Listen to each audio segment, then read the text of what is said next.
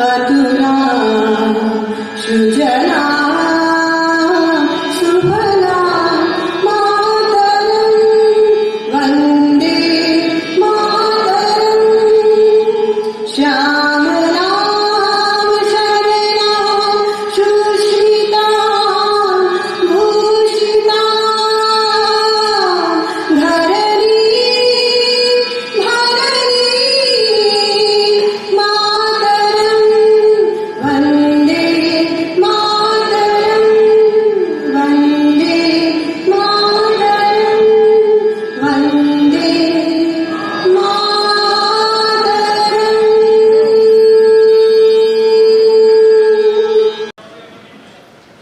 अभी इस मंच से वंदे मातरम गाया गया तो मुझे एक वाक्य याद आया। जब भारत को आज़ादी मिली थी तो उस समय के राष्ट्रपति राजेंद्र प्रसाद जी ने टेलीग्राम भेजा पंडित ओंकारनाथ ठाकुर को और कहा कि हम संसद के सभा कक्ष में चाहते हैं कि आज़ादी के इस मौके पे आप वंदे मातरम गाएं। तो उन्होंने कहा कि मैं एक ही शर्त पे गाऊंगा। वो उस समय मद्रास में थे, जो अभी चेन्नई है। मैं एक ही शर्त में गाऊंगा जबकि मुझे पूरे गान गाने की इजाजत मिलेगी। और आपको मालूम है कि उसके बाद राजनीतिक कारणों के कारण कुछ जो पैराग्राफ्स थे उसको कम कर दिए गए थे। तो ऐसे चरित्र के लोग होते थे। दूसरी बात, आपने वेदों का उच्चारण सुना तो अभी आपने अखबार में पढ़ा होगा कि एक हाई कोर्ट के एक बेंच ने, और आजकल जज लोग सभी वो साइंटिस्ट भी हो गए हैं, वो आर्टिस्ट भी हो गए हैं, सभी कुछ हो गए हैं, ठीक है। हर चीज में मतलब वो भगवान से भी ऊपर की चीज है। तो उन्होंने कहा कि कोई जरूरी नहीं है कि संस्कृत में पूजा की जाए। पूजा प्रार्थना तो किसी भी भाषा में की जा सकती है, तो फिर संस्कृत का इतना वर्चस्व क्यों? तो जज साहब को मैं ये विनती करता हूं और विनती से उनकी बड़े विनय के साथ उनको ये संदेश भेजना चाहता हूं कि पूजा या प्रार्थना तो किसी भी भाषा में हो सकती है, लेकिन यज्ञ केवल संस्कृत में हो सकता है। क्योंकि जज साहब ने वो द साइंस ऑफ साउंड, मैं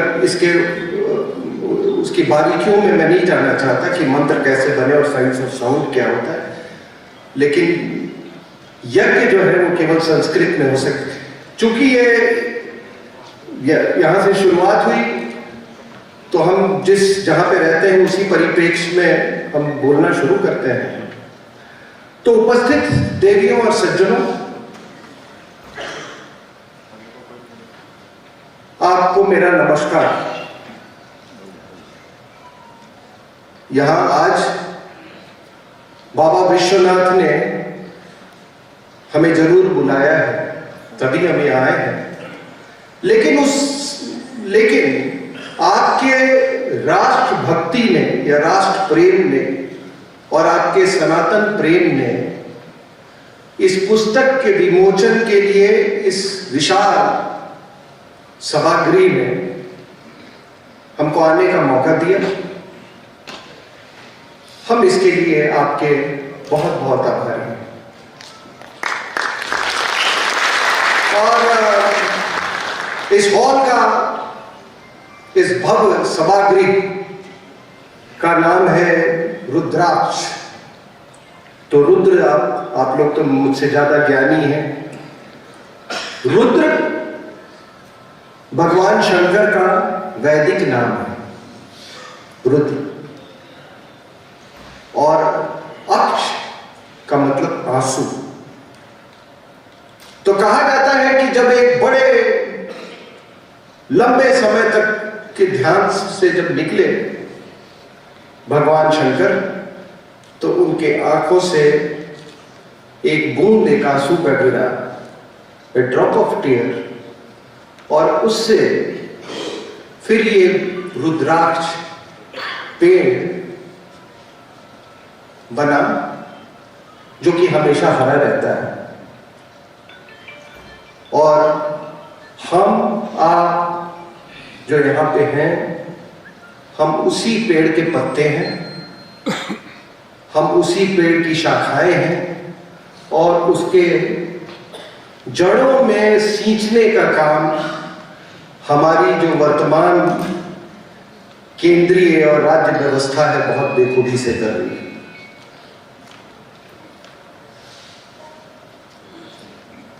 मैं ये भी ठीक समझता हूं कि आपको बता दूं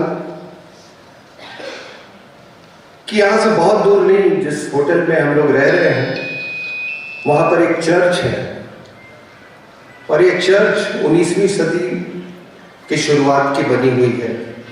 ये चर्च ऑफ इंग्लैंड के द्वारा ये संचालित थी। ये चर्च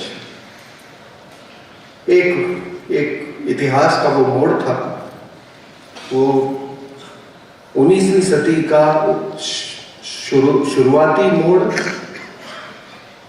जब ये जगह जगह पे चर्च बनाए गए। यहाँ पर एक ये सिगरा में चर्च बना, एक गुदोलिया में बना, एक आपके कैंट में बना, ऐसे 3-4 चर्च बने।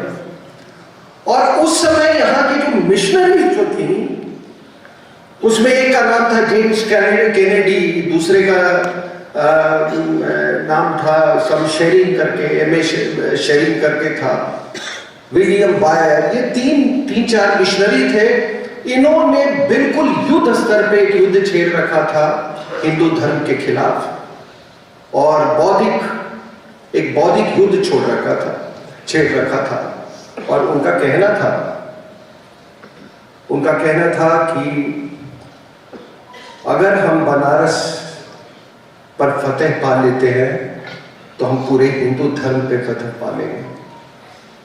अगर हम हिंदू धर्म का ये जननी है, ये रूट है यहाँ पे, अगर हम रूट को ही सुखा देंगे तो हिंदू धर्म सूख जाएगा। लेकिन ऐसा हुआ नहीं। आज ऐसा हुआ नहीं। आज पता नहीं कितने लोग इस सिगरा के चर्च में जाते हैं, लेकिन यहाँ तो रुद्राक्ष का इतना बड़ा भव्य सभागृह बना हुआ। उन्होंने कभी सोचा भी नहीं होगा कि इसी बनारस से पश्चिमी देशों में योग जाएगा, यहाँ से संगीत जाएगी, यहाँ से अध्यात्म जाएगा, यहाँ से मेडिटेशन कर लोग सीखेंगे।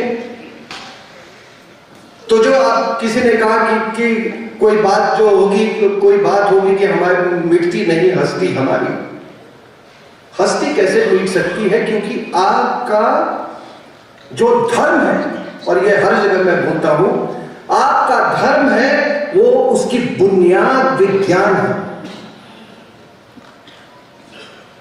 ये मजहब नहीं,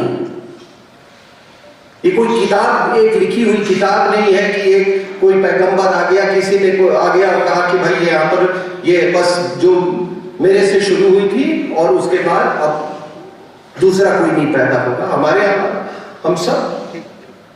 हम सब इवॉल्व करते हैं और इसीलिए ये सनातन धर्म को सनातन इटर्नल कहा गया है। तो देवियों सज्जनों, ये हिंदी रूपांतर क्यों इस किताब की? तो मैं 10-15 साल से इंडियन डिफेंस रिव्यू जर्नल और उसके साइट पे और कई और पब्लिकेशंस में लिख रहा था। तो ये जितने ये मौवाद और जिहाद की जो बारीकियां हैं, उसकी जो शाखाएं हैं, मैं बड़ा सचेत था उनके प्रति। और जब भी कुछ ऐसी घटना होती थी तो उसका मैं विश्लेषण लिखता था। तो 10-15 साल में काफी कुछ इकट्ठा हो चुका था। तो एक उसकी धारा सी बन रही थी। तो हमने इन सब को इकट्ठा करके हमने सोचा कि इसकी एक किताब बनाई जाए। और हमारे लांसर के यहाँ पे जितेंद्र कालरा साहब हैं, ये आर्टिकल्स तो मैंने लिखे थे लेकिन ये उन्हीं का आइडिया था। तो अंग्रेजी में किताब छप गई। उसके बाद बहुत पुरजोर मांग आने लगी कि भाई इसको हिंदी में, इसका हिंदी रूपांतर हो। तो रात दिन बैठ के उन्होंने रूपांतर उसका लिखा और हमने इस अंग्रेजी जो इसका वर्जन है उससे कहीं ज़्यादा ये हमने 3-4 और नई चीज़ें लिखी हैं, जिसमें बायोलॉजिकल वॉरफेयर भी शामिल है, लक्षद्वीप के बारे में भी इसमें लिखा गया है। अब आप कहेंगे कि बनारस क्यों? इसके अलावा कि बाबा विश्वनाथ ने हमको बुलाया है, इसके अलावा एक और कारण है।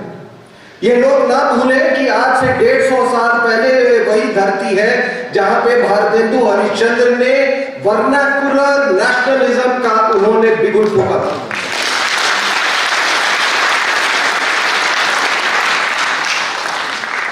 वर्नाकुलर नेशनलिज्म का मतलब है कि अपनी मातृभाषा की बुनियाद पे जो राष्ट्रवाद आधारित हो। और जब उन्होंने ये राष्ट्रवाद का जब बिगुल पे जब फूंका, तो उस समय हिंदी भाषा को ऑफिशियल रिकॉग्निशन नहीं था। ऑफिशियल रिकॉग्निशन उर्दू भाषा की थी, जो कि लोग हमारे यहां समझते नहीं थे, इसलिए लोगों को कोई नौकरियां नहीं मिलती थी। तो उन्होंने ये पूरा अभियान चलाया। और उस समय मैं आपको बता दूं कि ये नवाबों की भाषा थी, उर्दू भाषा थी। और उर्दू भाषा और हिंदी भाषा, ये दोनों की अगर जननी आप देखें, अगर इसका स्रोत देखें तो वो संस्कृत भाषा से ही। अब हुआ क्या कि संस्कृत के 2 बेटे, एक लायक हिंदी, दूसरा नालायक उर्दू। अब हुआ क्या कि हिंदी तो मां के समीप रही, लेकिन ये उर्दू भाषा, ये चलते चलते इसने कुछ फारसी से कुछ शब्द लिए, कुछ अरबिक से शब्द लिए, बिल्कुल अपनी मां से अलग होने लगा है। और अलग होते होते एक ऐसा वक्त आ गया जबकि इनको हिंदुस्तान और हिंदू से नफरत होने लगा। और इसी उर्दू भाषा के कारण पाकिस्तान बना, और इसी उर्दू भाषा के कारण पाकिस्तान के 2 टुकड़े हुए। और ये भारतेंदु हरिश्चंद्र का भी ये प्रयास था कि 1901 या 2 में ऑफिशियल रिकॉग्निशन मिला। और कुछ दिनों के बाद हिंदी साहित्य सम्मेलन की स्थापना हुई। और मैं आपको ये भी बता दूं कि गांधी जी जितने वर्ष उन्होंने कांग्रेस के सदस्य के रूप में नहीं गुजारा था, उससे ज्यादा वो हिंदी साहित्य सम्मेलन के वो सदस्य हैं। और आज तमाम लोग हमारे यहाँ विमेन्स इमांसिपेशन वगैरह की बात करते हैं, विमेन्स राइट्स की बात करते हैं। पहली पत्रिका भारतेंदु हरिश्चंद्र ने इसी बनारस की धरती पे महिलाओं के लिए निकाली, जिसका नाम था बाला बोधनी।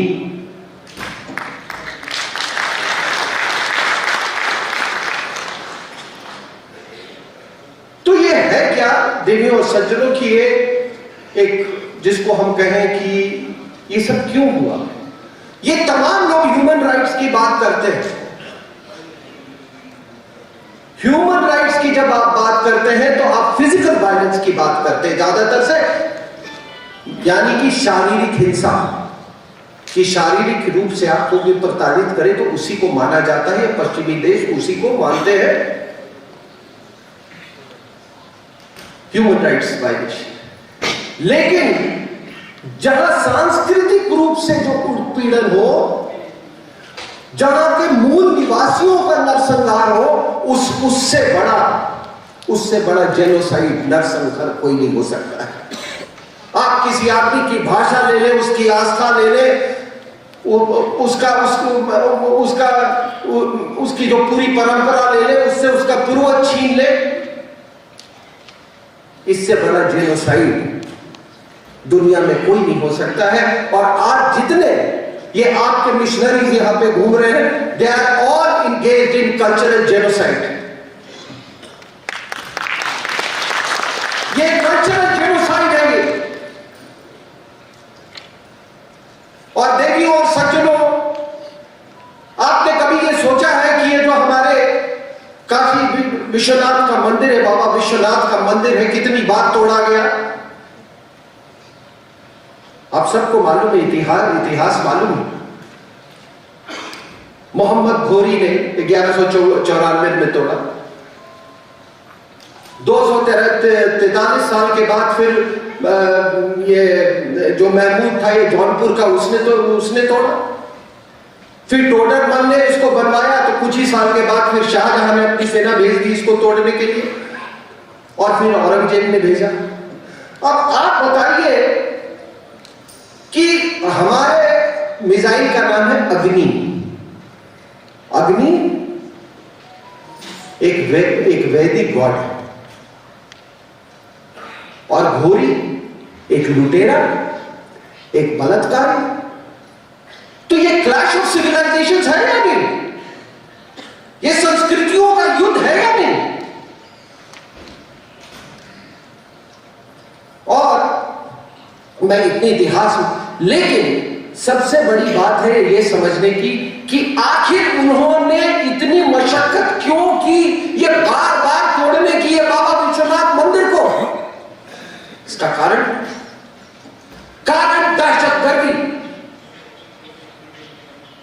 टेररिज्म। आपके जो चीज बहुत अजीज हो, जो आपके दिल के बहुत करीब हो, जिसका वास्ता आपके अस्तित्व से हो, उस चीज को टेरराइज करने से, उसको तोड़ने से पूरा समाज टेरराइज हो जाता है। तो इसीलिए ये जितने इन्वेडर्स आए, from Ghori to Babur to Aurangzeb, they were all terrorist. ये मंदिर यूं ही नहीं तोड़े जाते थे। अब ये इसको टेररिज्म की भाषा में, आपके टेररिज्म की डेफिनेशन में क्यों नहीं इंक्लूड करते भाई? और फिर समय का चक्र चलता है, कई बार तोड़ा गया, कई बार बनाया गया, और उसके बाद एक महिला आई, अहिल्याबाई होलकर। मैं पुष्पेंद्र जी के साथ इंदौर गया था, और होलकर परिवार के लोगों से मिला था। वो वही आयोजक थे, और उन्होंने एक बात कही थी। उन्होंने बात की कि अहिल्याबाई होलकर को शादी में, जो हमारे यहाँ महिलाओं को वो मुंह दिखाई मिलता है ना, तो उनको शायद कुछ 80 लाख रुपए मिले थे उस समय मुंह दिखाई, जहां तक मुझे याद है। और उस पैसे से उन्होंने गंगोत्री से रामेश्वरम तक और द्वारिका से गया तक सारी मंदिरों का पुनर्निर्माण किया उन्होंने।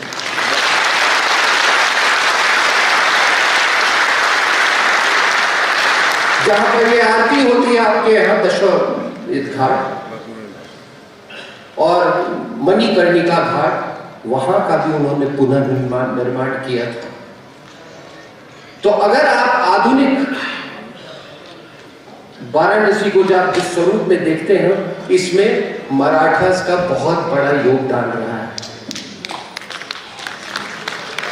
और ब्रीफ असाइड आपको बता दूं कि जो है आपका पहला gold medallist track and field में नीरज चोपड़ा है, वो भी एक मराठा ही। शायद बहुत कम लोगों को मालूम है कि 1761 में जब ये बैटल ऑफ पानीपत हुआ था, तो उस समय बैटल ऑफ पानीपत हुआ था, तो कई मराठा लोग वहीं पे उन्होंने वो छुप गए थे, उसके बाद उन्होंने वहीं पर वो बस गए। तो कोई ऐसे एक बहुत बड़ी पॉपुलेशन है पानीपत, कुरुक्षेत्र, करनाल के इलाके में, जहां पे मराठा लोग रहते हैं। एक्चुअली उसका नाम है Neeraj Chopra, he is a Marathi. मैं यूं ही कह दिया जब इसको कोइंसिडेंस कहिए या जो भी कहिए, लेकिन मैंने सोचा कि मैं ये बात बता दूं आपको। तो देवियों और सज्जनों, ये देखिए, ये जो हमने जिहाद का जो दौर देखा, आपने देखा अफगानिस्तान में जो पाकिस्तान द्वारा संचालित जो कब्जा किया गया है, इसमें नई बात क्या है। आज लोग कह रहे हैं कि पाकिस्तान एक एपिसेंटर है।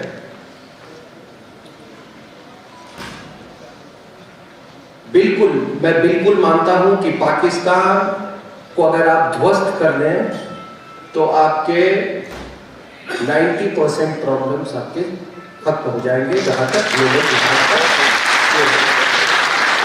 लेकिन एक बात जरूर याद रखिए और मेरी बात समझने की कोशिश करें। जब पाकिस्तान नहीं था फिर क्यों पार्टीशन हुआ साहब? जब पाकिस्तान नहीं था तब ये खिलाफत मूवमेंट क्यों हुआ? जब पाकिस्तान नहीं था तब शाह वलीउल्लाह ने क्यों अहमद शाह अब्दाली को यहां बुलाया? जब पाकिस्तान नहीं था तब डायरेक्ट एक्शन डे क्यों हुआ? इस पर भी गौर करना चाहिए। तो बीमारी बहुत गहरी है, बीमारी बहुत गहरी है, उसके गहराई में हम जाए।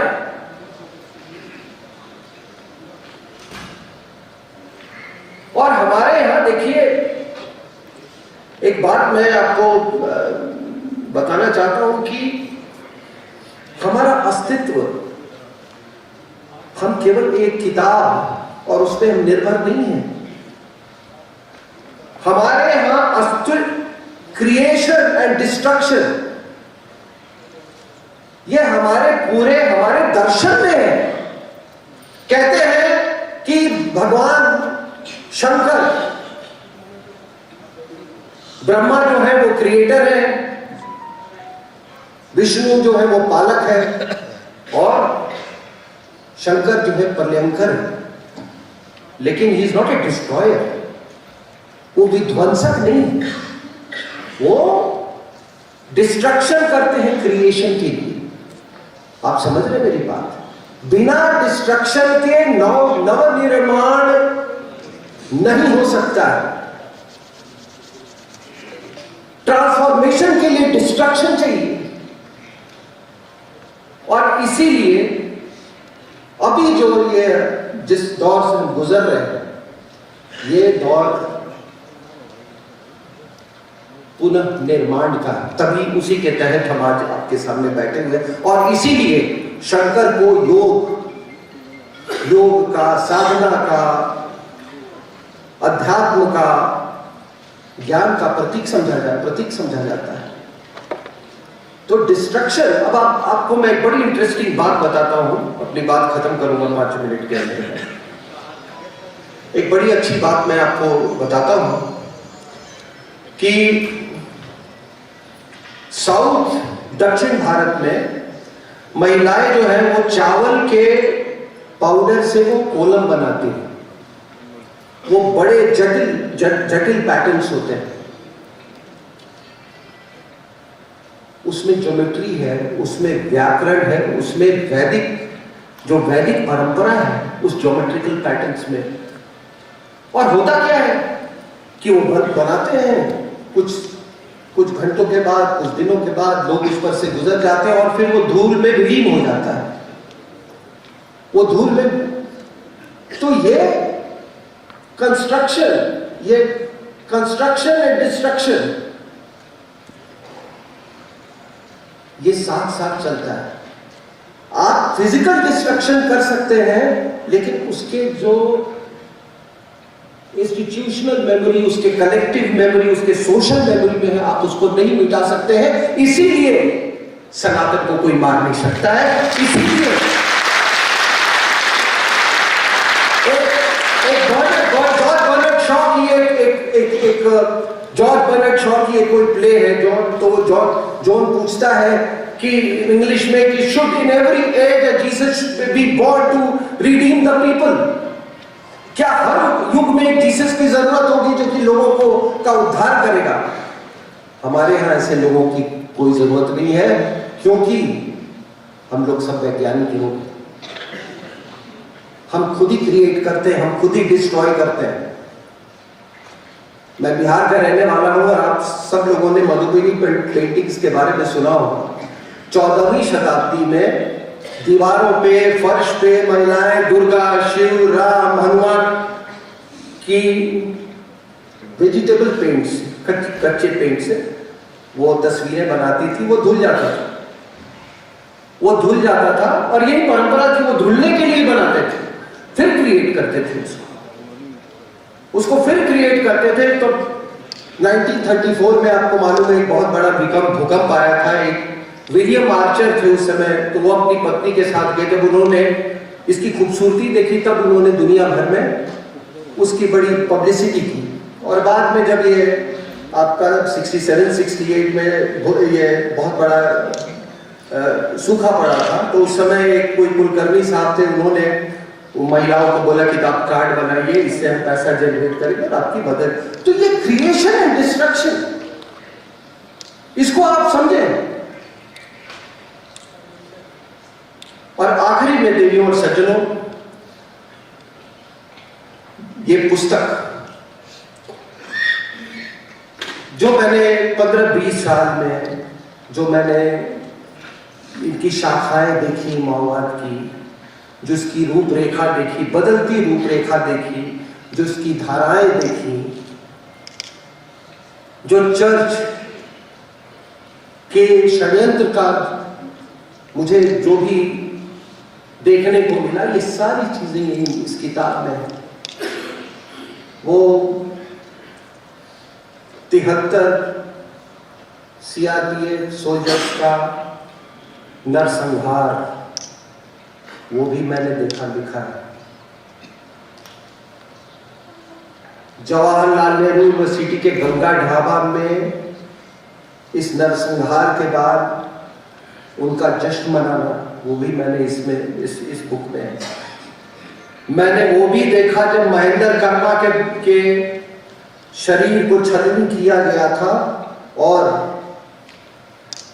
माओवादी महिलाएं उस खून से लथपथ लाश के चारों तरफ वो नाच रही थी। मैंने वो भी देखा जब विनायक सेन को चर्च के कहने पर विदेशी महिला ने पूरी यूरोपियन कमीशन टीम को उसकी न्यायिक प्रक्रिया को पर प्रेशर डालने के लिए पूरी यूरोपियन कमीशन की टीम को बुला लिया। मैंने वो भी देखा, ये मैं जो बहती हुई धारा की बात कर रहा हूं, मैंने वो भी देखा कि ये विदेशी महिला ने अपने इलेक्शन में,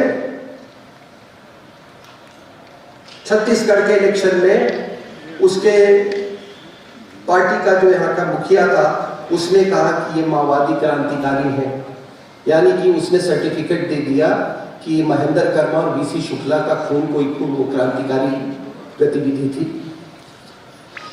मैंने ये भी देखा कि उसकी पुत्री ने यूपी में जितने अपने पार्टी में छठे हुए माओवादियों को उसने रखे हुए हैं, मैंने ये भी देखा कि उसके पुत्र ने टुकड़े टुकड़े गैंग के साथ जब वो वहां उनसे कंधे से कंधा मिलाने गया था, भारत तेरे टुकड़े होंगे इंशाअल्लाह इंशाअल्लाह। मैंने यह भी देखा जब उसने, इस नालायक ने डोकलम क्राइसिस में छुपते छुपते ये चाइना का दूतावास में गया। मैंने ये भी देखा कि जब इस विदेशी महिला ने चाइना के साथ एमओयू साइन किया, मैंने शाहीन बाग भी देखा, मैंने अंकित शर्मा भी देखा। तो ये सारी जो मैं शाखाएं और धाराएं और ये जो परिवर्तन जो देखने को मिला, ये सारी मैंने इस पुस्तक में मैंने डाली है और आप पढ़ेंगे तो अच्छा लगेगा आपको। बहुत बहुत धन्यवाद।